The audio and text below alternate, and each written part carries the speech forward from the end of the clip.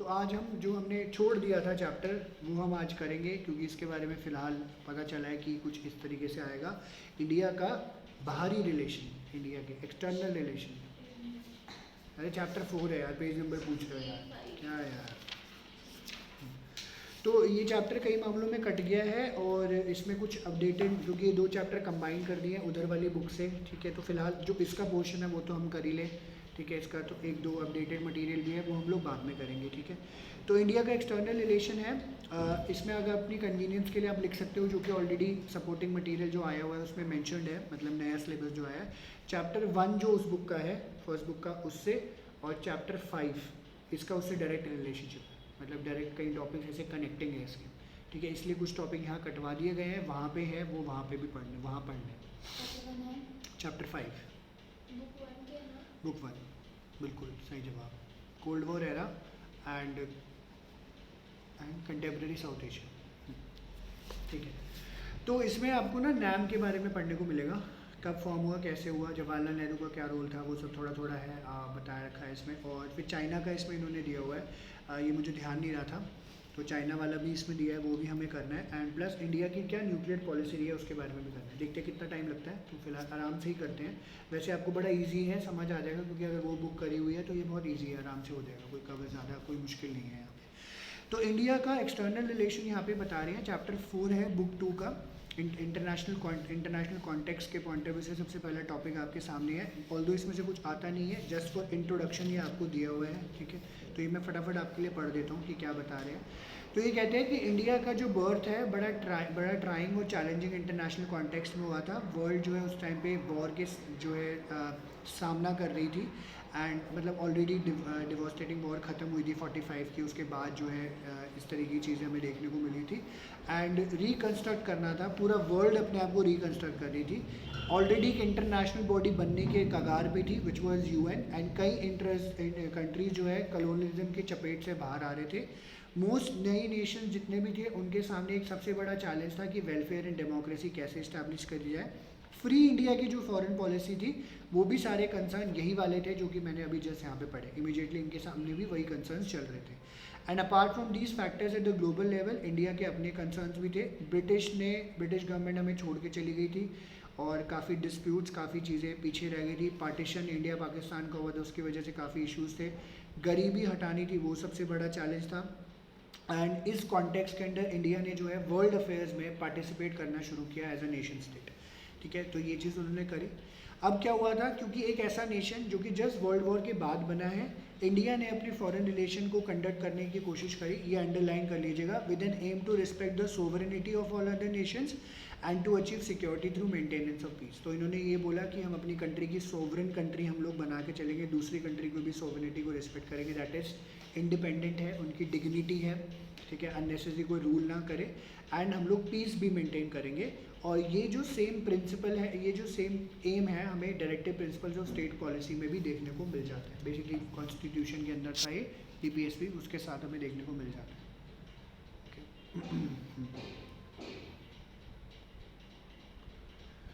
ठीक है जी। इसके बाद इन्होंने बोला कि अब क्या होता है कि ना, जैसे अगर हमारा एक पर्सनल मामला है, तो हमारा पर्सनल मामला जो है इंटरनल और एक्सटर्नल फैक्टर्स के ऊपर होता है। कभी किसी से तू मैं हो गई, बहस हो गई, अच्छा है बुरा है कुछ भी है, फैमिली है, तो इंटरनल एक्सटर्नल फैक्टर मैटर कर रहे होते हैं हमारे, कि हमारे अंदर क्या चल रहा है, बाहर वाला क्या चाहता है, तो हम उसको कंसिडर करके कोई डिसीजन लेते हैं। यहाँ पे कहते हैं जब भी कोई इंटरनेशनल स्टैंड लेना होता है, या इंटरनेशनल एनवायरनमेंट में कोई चीज़ अगर हो रही होती है, तो इंटरनल और एक्सटर्नल फैक्टर जो है यहाँ पे आपको गाइड कर रहे होते हैं। और किसी भी फॉरेन पॉलिसी को बनाने के लिए इंटरनल एक्सटर्नल जो है फैक्टर है वो इन्फ्लुएंस करते ही हैं।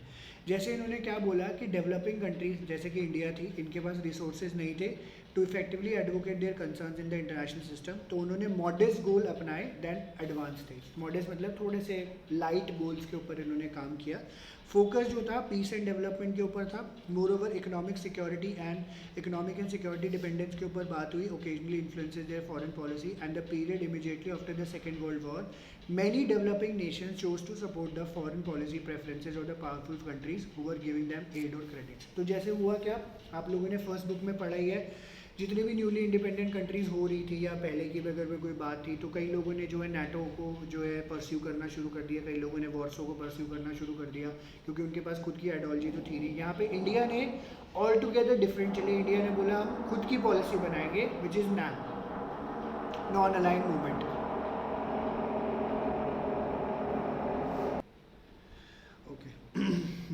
तो ये चीज़ वहाँ पे देखने को मिले, इंडिया ने डिसाइड किया we will create NAM non aligned movement and will not join any alliances, ठीक है, will not join. Okay, sorry for the disturbance. तो इन्होंने बोला, और इन द पीरियड इमीडिएटली तो ये इन्होंने बोला नैम और नाटो और वॉर्सो वाला, इसकी वजह से जो है क्लियर कैंप्स में दोनों वर्ल्ड डिवाइड हो गए थे हमारे वर्ल्ड। एक तो यूएस के अंदर था, एक सोवियत यूनियन के अंदर था, और साथ के साथ हमें नॉन अलाइंड मूवमेंट भी देखने को मिला। तो कोल्ड वॉर जैसे ही ख़त्म होता है इंटरनेशनल रिलेशंस में बदलाव आ जाते हैं, बट जब इंडिया को फ्रीडम मिला एंड उसने अपनी फॉरेन पॉलिसी बनाना शुरू करी, तो कोल्ड वॉर जो चल रहा था वो शुरू हुआ था। कोल्ड वॉर, वर्ल्ड जो है दो कैंप्स में डिवाइड हो गया था, एंड इसी दौरान जो है ग्लोबल पॉलिटिक्स भी इफेक्ट होता है 50-60s में। तो कहते हैं क्या इंडिया जो है अपना फॉरेन पॉलिसी पीसफुली कंडक्ट कर पाती है, इंटरनेशनल कॉन्फ्लिक्ट को अवॉइड कर पाती है, उसके बारे में हम लोग यहाँ पे पढ़ेंगे, विच इज़ बहुत छोटा सा एंड बड़ा इंटरेस्टिंग सा है, क्योंकि ये ऑलरेडी पढ़ा हुआ है हमने। तो हम लोगों ने पॉलिसी चूज़ करी, पॉलिसी ऑफ नॉन अलाइनमेंट। इससे पहले हम लोग आगे बढ़े, आप ऊपर एक बॉक्स देख रहे हैं, ये बॉक्स मार्क कर लीजिएगा, कॉन्स्टिट्यूशनल प्रिंसिपल्स, वो DPSP वाले 2 मार्कर 4 मार्कर का आता है, 4 पॉइंट्स ही है, ये आपको लिखना है एज इट इज़। कि आर्टिकल 51 इंडियन कॉन्स्टिट्यूशन का है, lays down some DPSP on promotion of international peace and security। Government क्या करेगी, स्टेट क्या करेगी, इंटरनेशनल पीस एंड सिक्योरिटी को प्रमोट करेगी, ऑनरेबल रिलेशंस मेंटेन करके चलेगी नेशंस के बीच में, इंटरनेशनल लॉ ट्रीटी ऑब्लिगेशंस को पूरा करके चलेगी, एंड इंटरनेशनल डिस्प्यूट्स को आर्बिट्रेशन के थ्रू म्यूचुअली बैठ कर डिस्कस करके सॉर्ट आउट करेगी। इसके बारे में बताइए, ये 4 पॉइंट्स है, 2 मार्कर 4 मार्कर आता है, इतना ही लिखना है, ठीक है। लिखा हुआ आएगा DPSP की जो है क्या लेट डाउन करे प्रिंसिपल, उसके बारे में आप बताइए, ठीक है।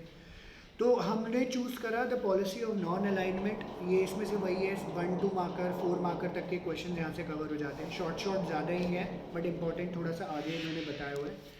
तो कहते हैं इंडियन नेशनल मूवमेंट कोई आइसोलेटेड प्रोसेस नहीं था, वर्ल्ड वाइड स्ट्रगल था कलोनिज्म इंपीरियलिज्म के अगेंस्ट, एंड इसमें जो है साथ के साथ हमारी वजह से, जैसे इन्होंने बोला, एशियन अफ्रीकन कंट्रीज़ को भी जो है मौका मिला कि वो लोग फ्रीडम डिमांड करें। प्रायर टू इंडिपेंडेंस हम लोग देखते हैं कि हमारे जो नेशनलिस्ट लीडर थे और बाकी सारे कॉलोनीज़ के, वो कॉमन स्ट्रगल में थे कि कलोनिज्म इंपीरियलिज्म को ख़त्म करना है। एक जो एग्जाम्पल हम लोग यहाँ पे देख सकते हैं वो है the creation of Indian National Army by Netaji Subhash Chandra Bose. Germany के साथ बनाया था अगेंस्ट द ब्रिटिशर्स, तो काफ़ी लोग घबरा गए थे, ठीक है, ब्रिटिशर्स को भी डर लगा था, तो INA फॉर्म हुआ था, which was the clearest manifestation कि हम लोगों का भी लिंक आउटसाइड इंडिया है, और ये फ्रीडम स्ट्रगल के दौरान ही हमें देखने को मिला था। तो कहते हैं फॉरेन पॉलिसी किसी भी नेशन की रिफ्लेक्ट करती है internal external factor, therefore the noble ideas that inspired India struggle for freedom influence the making of its foreign policy. तो इससे जैसे हम लोग अलग हो रहे थे, लाइक फ्रीडम मूवमेंट हमारा चल रहा था या कुछ भी हो रहा था, तो उस दौरान जो है हम लोगों ने अपनी फॉरेन पॉलिसी के ऊपर भी काम करना पहले से भी शुरू किया हुआ था। तो इंडियाज़ अटेनमेंट ऑफ इंडिपेंडेंस को coincided with the beginning of the cold war era, ये मैंने आपको बता दिया कि जैसे ही हम लोग इंडिपेंडेंट हुए, इधर से कोल्ड वॉर आ रहा, शीत युद्ध का दौर शुरू हो गया था। And as you've read in the first chapter of the contemporary world politics, this period was marked by political, economic, military confrontation at global level between two blocs led by the two superpowers, US and USSR.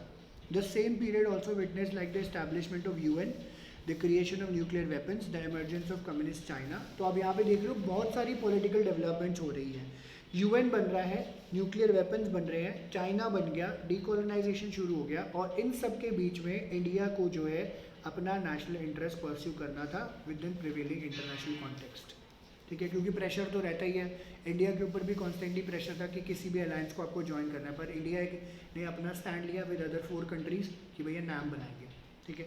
तो नेहरू का यहाँ पे बहुत important role था, तो ये leader थे हमारे, तो अब याद रखिएगा लीडर का एक क्वेश्चन जैसे कवर होता है, बड़ा इंपॉर्टेंट रोल होता है फॉरेन पॉलिसी को बनाने में। तो ये लीडर था, तो क्या कंसिडरेशन इन्होंने करी है, बड़ा इंपॉर्टेंट है।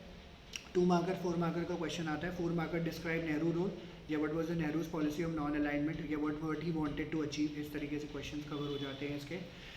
पहले प्रधानमंत्री थे जवाहरलाल नेहरू, इसने जो है इन्होंने काफ़ी क्रूशल रोल जो है प्ले किया in setting the national agenda. ये अपने फॉरेन मिनिस्टर थे, प्राइम मिनिस्टर और फॉरेन मिनिस्टर के तौर पर इन्होंने जो है काफ़ी जो है प्रोफाउंड इन्फ्लुएंस शो किया in the formulation implementation of India's policy from 1946 to 1964, क्योंकि 64 मई में इनकी डेथ हो गई थी। इसके बाद फिर बाकी सारे लोगों ने काम किया था। सबसे इंपॉर्टेंट ये लाइन है, अंडरलाइन कर लीजिएगा। 3 मेजर ऑब्जेक्टिव नेहरू की फॉरेन पॉलिसी के थे। हार्ड एंड सोवरेनिटी को मेंटेन करके चले, इन द सेंस फ्रीडम मिली है उसको बरकरार रखना है, अपनी टेरिटरियल इंटेग्रिटी को प्रोटेक्ट करके चलना है, कोई यहाँ पे अटैक ना करे, कोई घुस ना जाए जैसे पहले हुआ था, एंड रैपिड इकोनॉमिक डेवलपमेंट के ऊपर हमें काम करना था। ये एग्जैक्टली नहीं लिखा हुआ है, ये जो लाइन्स है यहीं पे मिलती है आपको, उधर नहीं मिलती है। जैसे अब इसमें एक विजन और है, थैंक यू फॉर रिमाइंडिंग, कि कई आंसर जो आपको फर्स्ट बुक के फर्स्ट चैप्टर में नहीं मिलते वो यहाँ पे मिलेंगे।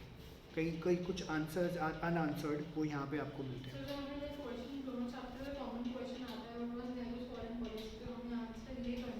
नेहरू की कॉमन फॉरेन पॉलिसी का आंसर ही यही है, वहाँ पे कोई नेहरू की हाँ वो नोट्स डिस्कस करूँगा ना, क्वेश्चन दिए हुए हैं वो क्वेश्चन के साथ। हाँ वो मैं एक्चुअली उसकी वीडियो भी बनाई हुई है मैंने, तो मैं वीडियो भेजूँगा कहाँ पे क्या आंसर है वो मैं बता दूँगा। हाँ जी हाँ जी हाँ जी, ये 2 मार्कर काफ़ी बार आया हुआ है, वरना ये डिस्क्राइब नेहरू लो तो ये पूरा पैराग्राफ लिखना होता है एज इट इज़।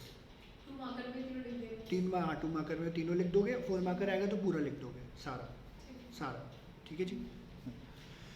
तो इन्होंने यही बोला कि three major objective safeguard and sovereignty, rapid economic development, protect territorial integrity. Nehru जो है ये ऑब्जेक्टिव कैसे पूरा करना चाहता था, through the strategy of non alignment, ये भी अंडरलाइन कर लीजिए। और देयरफॉर ऑफ कोर्स इन्होंने बोला कि पार्टीज ग्रुप्स थी कंट्री में जो कि ये मानती थी कि हम लोगों को यूएस के साथ फ्रेंडली होना चाहिए, यूएस क्योंकि प्रो डेमोक्रेटिक है, और इस पे ये जो ऐसी सोच रखने वाले कौन थे, डॉक्टर अंबेडकर। कुछ पॉलिटिकल पार्टीज ये बोलते थे जो कि कम्युनिज्म को अपोज करते थे, वो भी ये मानते थे कि इंडिया को प्रो यूएस फॉरेन पॉलिसी ही फॉलो करनी चाहिए। इसमें भारतीय जनसंघ, स्वतंत्र पार्टी, ये सारे लोग थे। बट नेहरू ने जो है थोड़ा सा जो है कंसिडरेबली इसको लिबरल रख के, ठीक है, अपना रास्ता चूज़ किया कि कैसे हमें फॉरेन पॉलिसी बनानी है, ठीक है, इसके बारे में क्या है, ये पूरा नेहरू का रोल था। अब इन्होंने बोला कि हमने अपने आप को डेलिबरेटली जो है डिस्टेंस रखा अपने 2 कैंप से। वो हमें पता ही है, ये वहाँ पे भी आ जाता है, why did India distance for 2 camps थे। पहली बात ये दोनों अलायंसेस को ज्वाइन नहीं करना चाहती थी और अपनी हार्ड एंड सोवरेनिटी को मेंटेन करके चलना चाहती थी, इसलिए इन्होंने किया, ठीक है, इस तरीके से। तो ये कहते हैं फॉरेन पॉलिसी इंडिपेंडेंट इंडिया की vigorously pursue the dream of a peaceful world by advocating the policy of non alignment. ये अंडरलाइन कर लीजिए। फॉरेन पॉलिसी इंडिपेंडेंट इंडिया की क्या सोच रही थी, क्या देख रही थी, उसका विजन क्या था, हम पूरे वर्ल्ड को शांति का संदेश दे रहे हैं, हम शांति बनाएंगे, शांति बनाएंगे, शांति बनाएंगे। क्या फॉलो करके, नॉन अलाइनमेंट फॉलो करके। क्यों नॉन अलाइनमेंट, कि भैया हमें यूएस अगर उसके साथ नेटो वॉर्सो के साथ होते हैं तो इतने लड़ाई झगड़ा दंगे फसाद करते हैं, हमें इनके साथ नहीं होना है। और कैसे होएगा वो, ये भी अंडरलाइन करिए। कोल्ड वॉर टेंशंस को ख़त्म करना है, ये फर्स्ट बुक में हम लोगों ने पढ़ा था। कोल्ड वॉर मीडिएशन का काम इंडिया और बाकी सारी कंट्री ने किया था, and UN peace keeping operations में हम लोगों ने कंट्रीब्यूट भी किया था, तो ये सब हमने पढ़ा था। तो you might ask why India did not join either of the 2 camps during the cold war era. India wanted to keep away from the military alliance led by US, Soviet Union. As you have read, during the Cold War, US-led NATO and Soviet-led Warsaw came into existence. India advocated non-alignment as the ideal foreign policy approach. तो India ने बोला कि भैया हम ना तो हो रहे नाटो के साथ, हम ना हो रहे बड़ों के साथ, वॉर्सो के साथ भी नहीं हो रहे। नाटे मतलब छोटे होते हैं, तो हम नाटो के साथ भी नहीं हो रहे, हम वॉर्सो के साथ भी नहीं हो रहे। हम लोग जो है, हमारी आइडियल फॉरेन पॉलिसी अप्रोच क्या है, नॉन अलाइनमेंट। एंड ये बड़ा दिक्कत वाली बात थी, ये भी अंडरलाइन कर लीजिएगा जो अभी तक ख़त्म होएगा, ये पैराग्राफ ये वाला। बैलेंसिंग जो है इंडिया नहीं कर पाती थी, और बैलेंस परफेक्ट भी नहीं रह पाता था। कैसे कहते हैं, इंडिया ने क्या देखा कि 1956 में जब ब्रिटेन ने अटैक किया इजिप्ट के ऊपर over the Swiss canal issue, India ने जो है इसको बहुत बड़े लेवल पे प्रोटेस्ट किया कि न्यू कॉलोनियल इन्वेजन है, कि भैया अब तो कॉलोनियलिज्म खत्म हो गया, आप दोबारा कर रहे हो तो नया कॉलोनियल इन्वेजन है, आपको नहीं करना है। बट सेम ईयर में जब यूएसएसआर ने इन्वेड किया हंगरी को, इंडिया ने पब्लिकली उसको कंडेम ही नहीं किया। क्यों नहीं किया, क्योंकि यूएसएसआर तो सुपर पावर था, और उसको बोलने के लिए, यानी अगर उसको बोला जाता तो हमारे लिए खुद के लिए नुकसान था। तो despite such a situation, by and large India did take an independent stand on various international issues and could get aid and assistance from members of both the blocs. तो चलो जो मर्जी चलता रहा, but over the point of time अपने आप को balance करने के लिए कभी यूएस से मदद हो जाती, कभी यूएसएसआर से मदद हो जाती, तो ये सब चीज़ें उनकी चली आ रही थी। बेसिकली ये फॉरेन पॉलिसी बना तो नहीं थी, बट कहने का मतलब था कि ना एक्चुअली आपका एक्टिव रोल नहीं था इतना ज़्यादा, तो किसी के अगेंस्ट आप खड़े नहीं रह सकते थे। तो ब्रिटिशर्स के अगेंस्ट तो खुलेआम बोल रहे थे, ठीक है, तो वहाँ पे तो कह रहे हैं मतलब अपना दबदबा दिखा रहे हैं। बट जब यूएसएसआर ने जब एक एक्ट किया, यूएसएसआर तो सुपर पावर, तो उसके अगेंस्ट ये कुछ नहीं बोले। अगर आप फॉरेन पॉलिसी नाम फॉलो कर रहे हो तो सबको कंडेम करा जाएगा ना, सिर्फ ब्रिटिश को क्यों कर रहे हो? तो इन्होंने यूएसएसआर के खिलाफ कुछ बोला ही नहीं।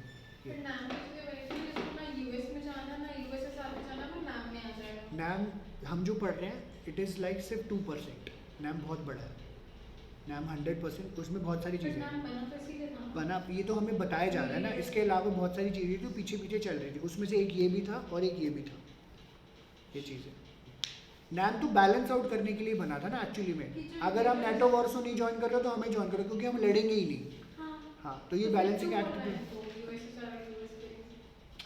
कंडेम तो करोगे ना, सिंपल सी बात है।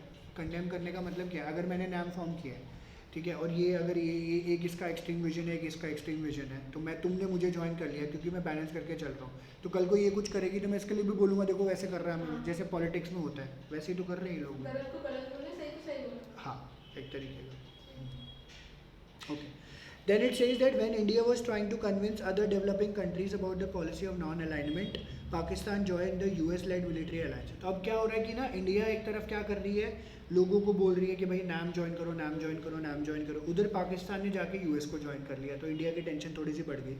अब यूएस खुश नहीं थी इंडिया के इंडिपेंडेंट इनिशिएटिव से एंड नॉन अलाइनमेंट की पॉलिसी कि इंडिया जो है अपनी इंडिपेंडेंट फॉरेन पॉलिसी क्यों परस्यू कर रही है, हमें भी तो ज्वाइन कर सकती है। Therefore there was a considerable unease, इनके बीच में थोड़ा सा दिक्कत परेशानी हो गई थी इंडो यूएस रिलेशन के बीच में 1950s में। यूएस ने इसको रिसेंट भी किया और ये भी देखा गया कि इंडिया और सोवियत यूनियन की पार्टनरशिप बढ़ रही है, इसको भी थोड़ा सा अच्छा नहीं माना गया। तो जैसे कि इन्होंने बोला कि लास्ट चैप्टर जो कि अभी हम पढ़ेंगे, थर्ड चैप्टर जो था, इसमें strategy of economic development India ने अडॉप्ट करी थी। This policy emphasise import substitution, the emphasis on developing a resource base also meant that export oriented growth was limited. This development strategy limited India's economic interaction with the outside world, क्योंकि इन्होंने खुद ही के ऊपर focus कर लिया था कि भैया हम जो है बाहर से गुड्स मंगा के अपनी कंट्री के ऊपर फोकस करेंगे। इकोनॉमिक्स में भी पढ़ने को मिलता है ये।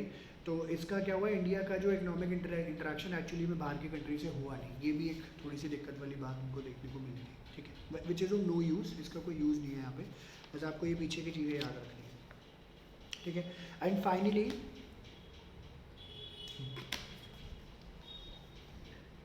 जो है यहाँ पे एफ्रो एशियन यूनिटी के बारे में बताया है। तो एफ्रो एशियन यूनिटी का इंडिया ने काफ़ी ज़्यादा इसके ऊपर काम किया और this led to the formation of NAM actually. तो इसमें इन्होंने पूरी कहानी लिखी हुई है एक्चुअली में कैसे नाम बना। तो कहते हैं हमारे साइज़, लोकेशन, पावर, पोटेंशियल के बावजूद नेहरू ने जो है काफ़ी इंपॉर्टेंट रोल प्ले किया इंडिया का वर्ल्ड अफेयर्स में, स्पेशली एशियन अफेयर्स में। His era was marked by establishment of contact between India and other newly independent states in Asia and Africa. Through out the 1940s Nehru जो है ardent advocate रहे Asian unity के। हमेशा से इन्होंने strongly बोला है कि एशियन यूनिटी होनी चाहिए, यूनाइटेडली काम करना चाहिए। और इनकी लीडरशिप के अंदर इंडिया ने एशियन रिलेशन कॉन्फ्रेंस किया मार्च 1947 में। 1947 अगस्त से थोड़े टाइम पहले ही इंडिया ने बोला कि इंडोनेशिया को जल्दी फ्रीडम मिलनी चाहिए फ्रॉम डच कॉलोनियल रिजीम, और एक इंटरनेशनल कॉन्फ्रेंस लगा 1949 में ताकि उनके फ्रीडम स्ट्रगल को सपोर्ट किया जाए। इंडिया स्टॉन्च सपोर्टर था डीकॉलोनाइजेशन प्रोसेस का। इन्होंने अपोज किया रेसिज्म को, specially apartheid in South Africa. Afro Asian conference जो इंडोनेशियन सिटी ऑफ बैंडुंग में हुआ था 1955 में, इसको बैंडुंग कॉन्फ्रेंस के नाम से भी जाना जाता है, 1 और 2 मार्कर आता है ये।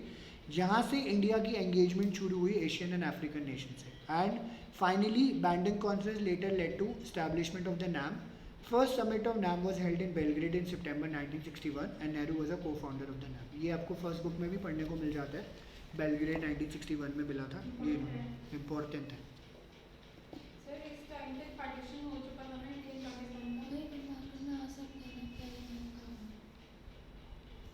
इस टाइम तक हो चुका था, ठीक है। तो ये आपका पूरा जो है इसका इंडिया का फॉरेन पॉलिसी के बारे में बताया, नाम के बारे में बताया, ये सब इन्होंने यहाँ पे बताया है। ओके, ठीक है। और अब जो है हम लोग पढ़ रहे हैं peace and conflict with China, क्योंकि ये मेंशन किया हुआ है, ये करना है हमें, ठीक है। तो हमारा चाइना के साथ भी कोई इतने फ्रेंडली रिलेशंस थे और नहीं भी थे, दोनों चीज़ें हैं। फर्स्ट बुक में भी थोड़ा बहुत हमने पढ़ा हुआ है।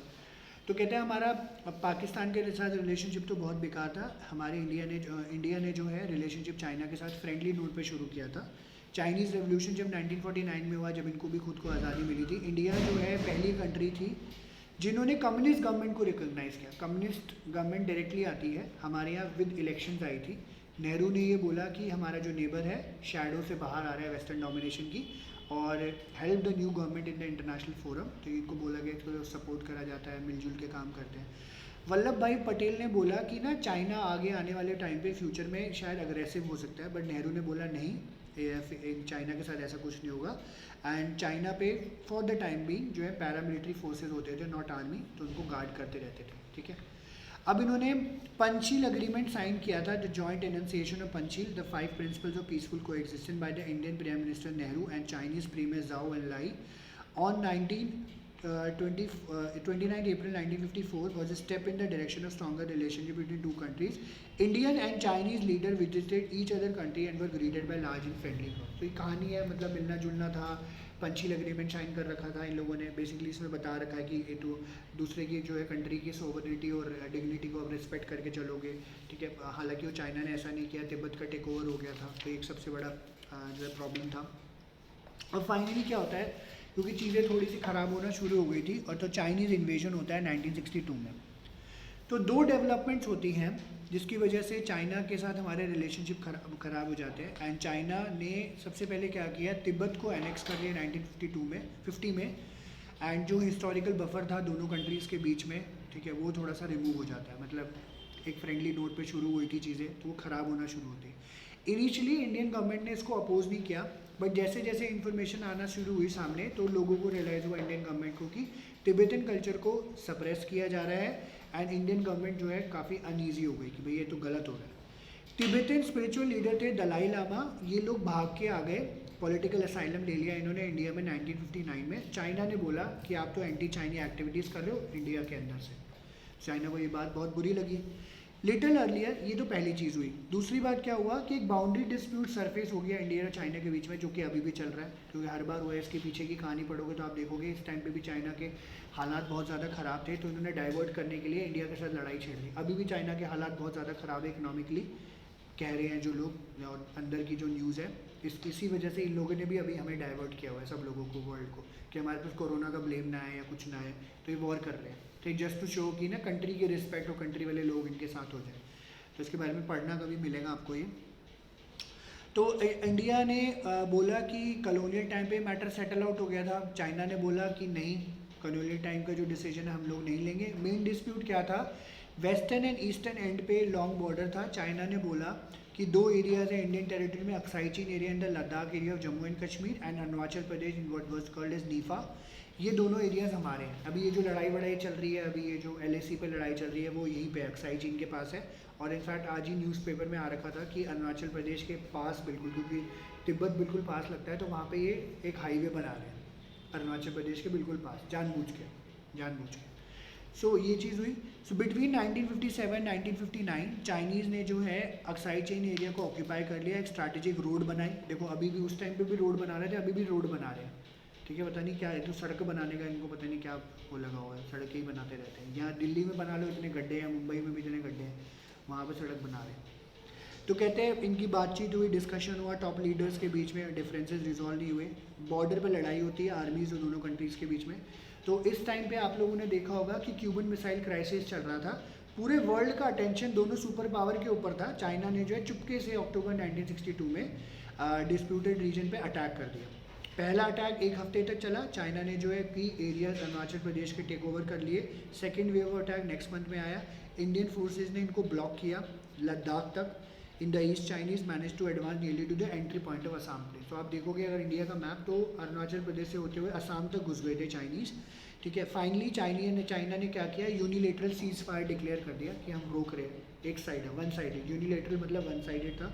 एंड इनके ट्रूप्स ने विड्रॉ किया, जहाँ से शुरू हुए थे ये इन्वेजन, वहाँ तक ये वापस चले गए कि अब जा रहे हैं वापस। कुछ बातचीत हुई होगी इस वजह से।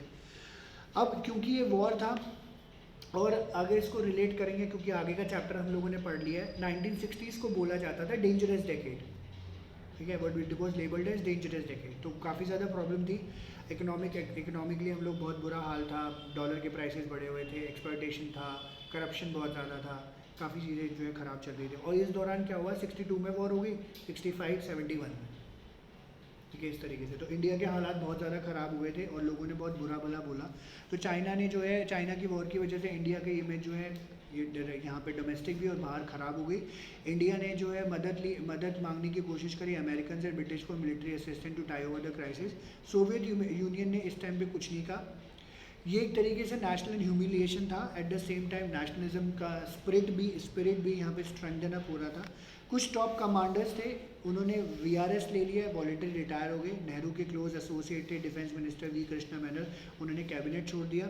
नेहरू का खुद का स्टैचर काफ़ी सफ़र हुआ एंड इसको क्रिटिसाइज़ किया गया कि आप जो है चाइनीज़ इंटेंशंस को समझ नहीं पाए एंड आपने मिलिट्री प्रिपेयर भी नहीं कर रखी थी, ठीक है। तो for the first time no confidence motion आया इनकी गवर्नमेंट के अगेंस्ट एंड काफ़ी ज़्यादा डिबेट हुआ।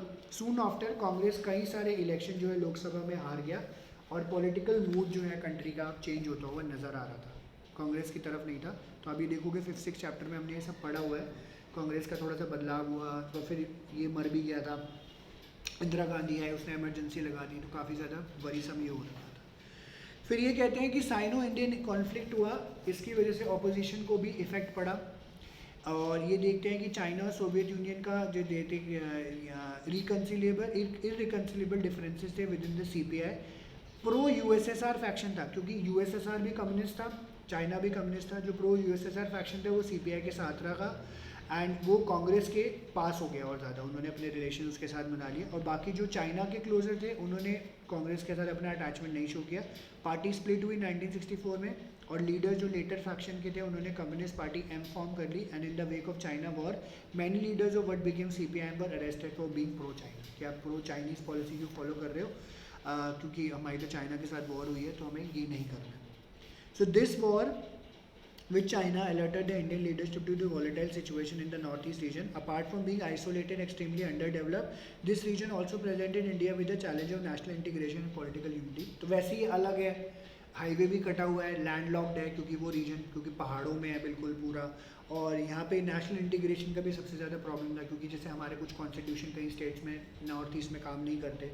तो ये जो रीऑर्गेनाइजेशन शुरू हुई after the China war, Nagaland was granted statehood, Manipur Tripura through union territories were given the right to elect their own legislative assemblies. Manipur का भी किस्सा हमने इस बुक में पढ़ा हुआ है, मणिपुर के में क्या हुआ राजा बोधचंद सिंह का, तो वो सब चीज़ें इन्होंने यहाँ पे करना शुरू की, ठीक है।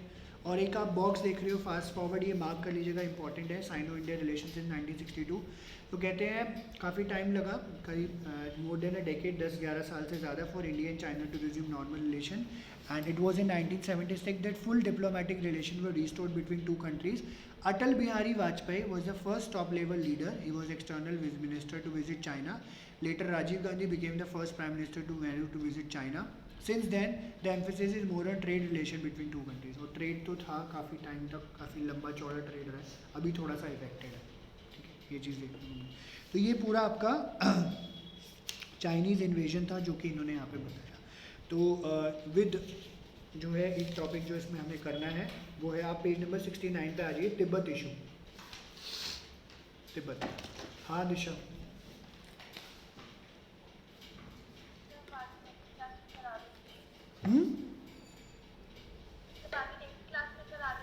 तुम कहीं जा रहे हो? तुम चले जाओ, कोई बात नहीं, वीडियो रिकॉर्ड कर लूँगा, थोड़ा सा ही बचा हुआ है, मैं अननेसेसरी इसको एक्सटेंड नहीं करना चाह रहा। अगर नहीं लग रहा है तो, आप कंफर्टेबल नहीं लग रहा है तो लीव कर दो दिशा, कोई बात नहीं। सेकंड लास्ट बचा हुआ है दिशा, दो, ये तिब्बत बचा है और एक लास्ट का एक टॉपिक बचा है बस छोटा सा, 10 मिनट लगेंगे हार्डली। हाँ जी, हाँ जी, ये रह जाएगा फिर अगली क्लास में, फिर वीडियो रिकॉर्ड क्या पाएगा, है ना। ओके, तिब्बत इशू हुआ। तिब्बत की कहानी बड़ी अच्छी कहानी है, दलाई लामा कैसे भाग के हमारे पास आ गए थे, अभी मैक्लॉयडगंज धर्मशाला के आसपास रह रहे हैं, और यहाँ पे मजनू का टीला, ठीक है, वहाँ पे मजनू का कोई टीला नहीं है, वहाँ पे लोग मोमोज़ खाने जाते हैं सिर्फ, ठीक है, तो दिल्ली में ही है, तो आप भी जाइएगा, मोमोज़ बड़े अच्छे हैं वहाँ के। ओके, तो तिब्बत प्लाट्यू है सेंट्रल एशियन रीजन में कॉल तिब्बत। तिब्बत का कोई हिस्टोरिकल कोई वो नहीं रहा है क्योंकि चाइना ने इसको कैप्चर ही कर लिया था। तो टाइम टू टाइम चाइना ने हमेशा से क्लेम किया तिब्बत हमारा है, तिब्बत हमारा है, बैठी हुए है लेके इसको, and from time to time Tibet independent भी रहा है। 1950 में चाइना ने जो है कंट्रोल ले लिया तिब्बत का। लास्ट सेक्शन जो तिब्बतन पॉपुलेशन की थी उन्होंने इसको अपोज किया। इंडिया ने भी इसको परसुएट करने की कोशिश करी कि तिब्बत का क्लेम गलत है। पंचील एग्रीमेंट क्योंकि ऑलरेडी साइन हो रखा था तो उसमें इन्होंने बोला कि इंडिया एंड चाइना 1952 में कि एक क्लॉज था कि आपको एक दूसरे की कंट्री को इंटेग्रिटी और सोवरेनिटी को मेंटेन करके चलना है, प्रोटेक्ट करके चलना है। India considered China's claim over Tibet. तो आप गलत कर रहे हो, इंडिया ने बोला कई बार क्योंकि पंचील एग्रीमेंट में ऑलरेडी मेंशन था। तो Tibetan spiritual leader Dalai Lama accompanied Chinese Premier Zhao Enlai during the official visit to India in 1956. He informed Nehru about the worsening situation in Tibet, but China had already assured India that Tibet will be given greater autonomy than enjoyed by any other region of China. तो उन्होंने बोला कि चलो कोई दिक्कत वाली बात नहीं, ये लोग जब सारे बैठे तो उन्होंने सब कुछ बताया। तो चाइना ने एश्योर करा दी कि भाई कुछ नहीं होएगा, जो जैसा चल रहा है वैसे रहेगा, हम जानबूझ के कुछ नहीं करेंगे। अब क्या हुआ कि लोगों को ऐसा महसूस हुआ कि सिचुएशन ख़राब होती जा रही है। 1959 में सॉरी मैंने मिस कर दी एक लाइन, या 1958 में आर्म्ड अपराइजिंग शुरू हो गई तिब्बत में अगेंस्ट चाइनाज ऑक्यूपेशन, जो कि चाइनीज़ फोर्सेस ने सप्रेस कर दी।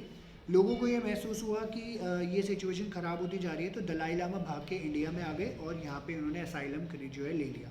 चाइनीज़ गवर्नमेंट ने इसको स्ट्रांगली प्रोटेस्ट किया and over the last half century large number of Tibetans have also set refuge in India and many other countries of the world. In India particularly in Delhi काफ़ी सारे Tibetan refugees हैं, जैसे मैंने आपको मजनू का टीला का बताया। धर्मशाला हिमाचल प्रदेश अगर आप गए मैक्लॉयडगंज धर्मशाला, वहाँ पे सबसे ज़्यादा लोग रहते हैं।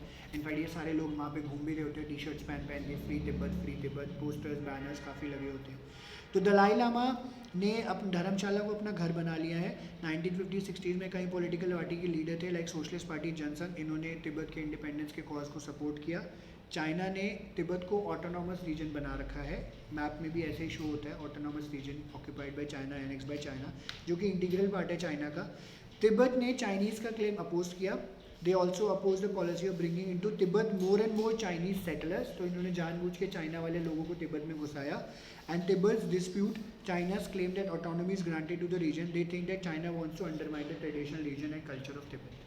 तो उनको ऐसा महसूस होता है कि चाइना जो है हमारे कल्चर को अंडरमाइन और ख़त्म करने की कोशिश में लगा तिब्बतन्स को।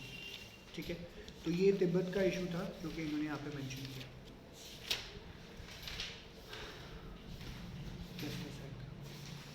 मैं सिर्फ 5 मिनट और लूँगा, ठीक है। तो छोटा सा टॉपिक हमारा रह गया, वो हम कर लेते हैं। ये अब इसमें जो अभी मैंने तिब्बत इशू कराया आपको, इसमें आपको जो ईयर है, पंचील एग्रीमेंट है, दलाई लामा है, ये 1111 मार्कर 22 मार्कर आ रखे हैं, तो ये आप मार्क करें। वैसे पूरा इंपॉर्टेंट है, 4 और 6 मार्क्स का टॉपिक आता है तिब्बत का।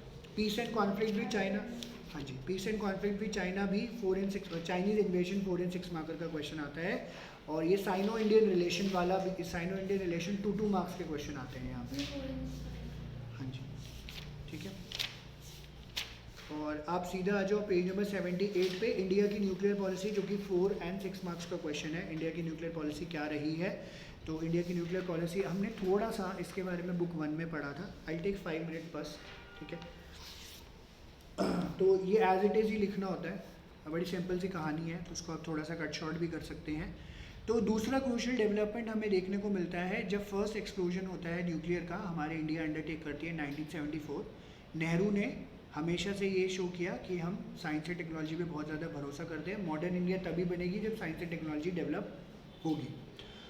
और सिग्निफिकेंट कंपोनेंट इंडस्ट्रियलाइजेशन प्लान का वाज कि हम लोगों ने सोचा हुआ था कि न्यूक्लियर प्रोग्राम भी इनिशिएट करेंगे, जो कि हो गया था 1940s के अंदर under the guidance of Homi J Bhabha. इनके नाम से भाभा एटॉमिक रिसर्च सेंटर भी बनाया गया है। इंडिया जो है जनरेट करना चाहती थी atomic energy for peaceful purpose. Nehru जो है कम्प्लीटली अगेंस्ट है न्यूक्लियर वेपन्स के, तो उन्होंने जितनी भी सुपर पावर्स थी उनको जो है रिक्वेस्ट करे कि आप न्यूक्लियर डिसआर्मामेंट करो, है ना, ये वेपन्स वगैरह नहीं बनाओ। हाउएवर न्यूक्लियर आर्सेनल बढ़ता गया। जब कम्युनिस्ट चाइना ने टेस्ट किया अक्टूबर 1964 में, 5 न्यूक्लियर वेपन्स पावर ऑलरेडी हो चुके थे।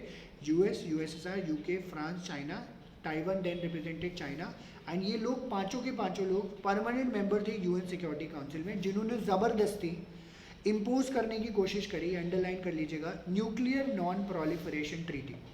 Of 1968 on the rest of the world. कि भैया कहने का मतलब इसमें क्या था, हमारे पास न्यूक्लियर वेपन्स हैं, बाकी किसी के पास नहीं होंगे, ठीक है। और ये इंडिया ने इसको बोला कि एनपीटी है डिस्क्रिमिनेटरी। ये 2 और 4 मार्कर का क्वेश्चन आ जाता है, why did India consider NPT is discriminatory, और उन्होंने साइन करने से मना कर दिया।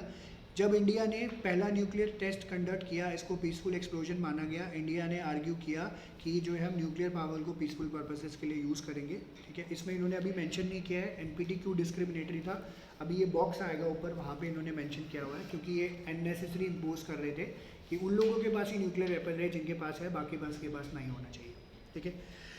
अब ये हुआ तो पीरियड जो है इस टाइम पे न्यूक्लियर टेस्ट का जो कंडक्ट किया गया डोमेस्टिक पॉलिटिक्स में, ऑलरेडी डिफिकल्ट पीरियड चल रहा था, वो मैं आपको बता ही देता हूँ। 60s का era मैंने आपको बताया था, ऑलरेडी डिफिकल्ट पीरियड था। इसमें अरब इजराइल वॉर भी हो गई 1973 में, ऑयल शॉक हो गया था, प्राइसेस अरब नेशंस ने ऑयल के बढ़ा दिए, इकोनॉमिक टर्मोइल हुआ इंडिया में, इन्फ्लेशन बहुत ज़्यादा बढ़ गई। एंड चैप्टर 6 में जैसे जो वो था इमरजेंसी वाला, उसमें हम लोगों ने पढ़ा था कि लोग स्ट्राइक पे चले गए थे, रेलवे स्ट्राइक हो गई थी, काफ़ी ज़्यादा प्रॉब्लम देखने को मिली। हालांकि इसमें देखा कि काफ़ी सारे माइनर डिफरेंसेस थे पॉलिटिक्स पार्टीज़ के बीच में, कैसे एक्सटर्नल रिलेशन को कंडक्ट किया जाए। इंडियन पॉलिटिक्स ने ये बोला is generally marked by broad agreement among the parties on national integration, protection of international boundaries and on question of national interest. तो हम लोग यही बात कर रहे थे कि हम अपने लिए क्या करें, हम अपनी टेरिटोरियल इंटेग्रिटी है, ये सब चीज़ें हैं, कैसे हम लोग इकट्ठे होकर चले, क्योंकि काफ़ी मामले अभी ख़त्म भी नहीं हुए थे। Therefore, we find that in the course of the decade of 62 to 71, हम लोगों ने 3 वॉर फेस करी। 62 Chinese invasion, 65 with Pakistan, 71 then with Pakistan, जिसमें बांग्लादेश क्रिएट हो गया था। And when different parties came to power from time to time, foreign policy has played only a limited role in party politics. तो foreign का तो खैर इतना ज़्यादा कोई रोल ही नहीं था, डिस्प्यूट्स ही इतने सारे थे, ठीक है, ये चल रहा था। तो ये पूरी इंडिया की न्यूक्लियर पॉलिसी थी। और इंडिया का न्यूक्लियर प्रोग्राम ये क्योंकि साथ के साथ ही होता है ये वाला, तो इसमें आप देखते हैं कि इसमें बता रखा है कि इंडिया ने जो है एनपीटी को जो है डिस्क्रिमिनेट किया था, क्योंकि नॉन प्रोलिफरेशन क्या है, सिलेक्टिवली एप्लीकेबल थी नॉन न्यूक्लियर पावर्स को। और इन्होंने क्या बोला कि सिर्फ 5 सुपर पावर्स के पास न्यूक्लियर वेपन्स होंगे, बाकी किसी के पास नहीं होगा। इसलिए इंडिया ने इनडेफिनेट एक्सटेंशन जो एनपीटी का था 1995 को, उसको जो है अपोज किया, और सीटीबीटी को भी साइन करने से मना कर दिया। तो कायदे से आप देख रहे हो एनपीटी एंड सीटीबीटी दोनों को रिफ्यूज़ किया गया था, ठीक है। फिर फाइनली आप लोगों ने पोखरान अगर देखी होगी, नहीं परमाणु जॉन इब्राहिम की, तो उसमें काफ़ी सारी चीज़ें ऐसी दिखा रखी थी। तो इंडिया ने एक series of nuclear test conduct की थी मई 1998 में, सक्सेसफुल था, nuclear energy for military purpose. Pakistan ने साथ के साथ रिस्पॉन्ड किया हम लोगों को, न्यूक्लियर एक्सचेंज वहाँ पे हुआ था, ठीक है, मतलब दिखाने के लिए कि हमारे पास भी है। और इंटरनेशनल कम्युनिटी में ये डर था कि दोनों कंट्रीज़ के पास जो है, सब कॉन्टिनेंट में पाकिस्तान और इंडिया के पास जो है न्यूक्लियर वेपन्स आ गए, तो दोनों कंट्रीज़ के ऊपर सैंक्शंस लगा दिए गए थे कि भैया कुछ गड़बड़ मत कर देना, पता चले उड़ा दो एक दूसरे को, ठीक है, which was subsequently waived. India का न्यूक्लियर डॉक्ट्रिन क्या है, क्लियर है, credible minimum nuclear deterrence profess, no first use, ठीक है। इंडिया का जो है जो न्यूक्लियर डॉक्ट्रिन वो है कि नो फर्स्ट यूज़, कि कभी भी हम लोग न्यूक्लियर वेपन को यूज़ नहीं करेंगे। एंड ये बार बार उसको डिक्लेयर करते हैं, इंडिया का commitment to verifiable non discriminatory nuclear disarmament leading to nuclear weapons free world, ठीक है, बार बार ये इम्पोज बोलते भी हैं कि न्यूक्लियर वेपन फ्री वर्ल्ड होना चाहिए ही चाहिए, ठीक है, ये इन्होंने बताया। तो ये था, इसमें से एक क्वेश्चन आता है क्यों जो है मना किया था, कौन सा एक्सटेंशन था, सीटीबीटी को भी साइन करने से मना कर दिया था, एनपीटी को भी, ये सब चीज़ें आती हैं।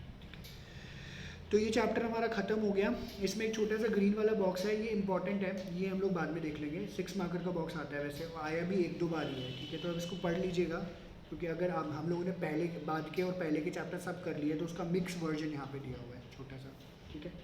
इसमें से किसी को कुछ पूछना है तो प्लीज़ अनम्यूट करके पूछ लीजिए। ये चैप्टर हमारा ख़त्म हो गया, बाकी जो एडिशनल सपोर्ट मटीरियल है वो तो हम बाद में करेंगे, ठीक है, उस बुक में, वहाँ की बुक से करते हैं। तुलिका क्लियर है, कोई डाउट तो नहीं, ठीक है, ओके, ठीक है। तो आई होप आप लोगों के कोई डाउट नहीं है। चैतन्य, दीपिका, तो thank you very much. Aaradhya, Chaitanya, Deepika, Gaurangi, Gungun, Kanika, Kirti, Palak, thank you very much. Delisa, Vineet and Tulika ji, आपको भी बहुत बहुत शुक्रिया, और मेरे को भी बहुत बहुत शुक्रिया। Bye, take care, good evening. Thank you, bye bye.